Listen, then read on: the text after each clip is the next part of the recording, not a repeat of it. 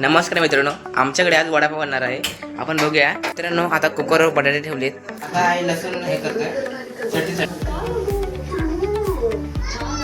करू लसूण टाकत होते.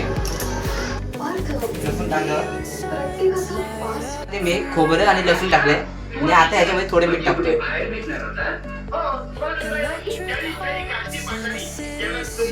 आता मिक्सर लावू.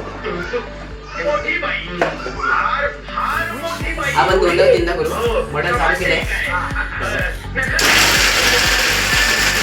मित्रांनो, आता हे बघू शकता. आता हे बारीक झालंय, थोडं बारीक झालंय.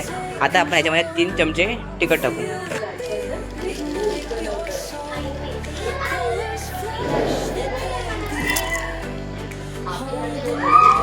आपण थोडं मिक्स करू. मिक्स झालंय पूर्ण. हे बघा, तुम्ही बघू शकता. हे झालंय आता क्लिअर झालं. मित्रांनो, आता आपण ही चटणी ह्याच्यामध्ये काढू. हे बघा, बघू शकता.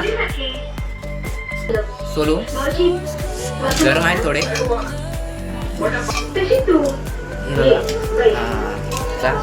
याच्यानं काढला. हे झालं.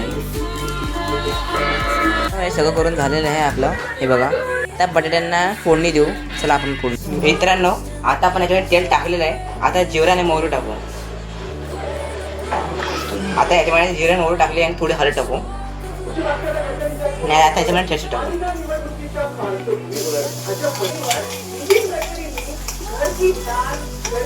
हळद आपण टाकलाय तो.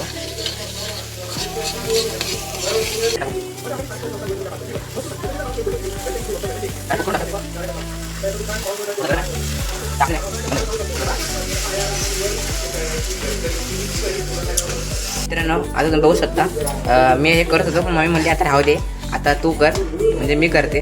देखा आपने लापरवाही का नतीजा है. बघा, तिने सगळं करून. बघा, आता कढईतून आहे ना तव्यामध्ये ठेवले जरा. आता मम्मी आता वडे तळते. हे बघा, आता वडे तळून झालेत.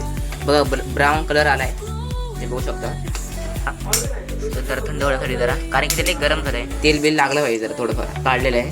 मित्रांनो, हे सगळं आता रेडी. हे बघा, पाव घेतला. उठते त्याच्यावर जरा असं वरण चांगलं झालं. हे तुम्ही घरी करू शकता.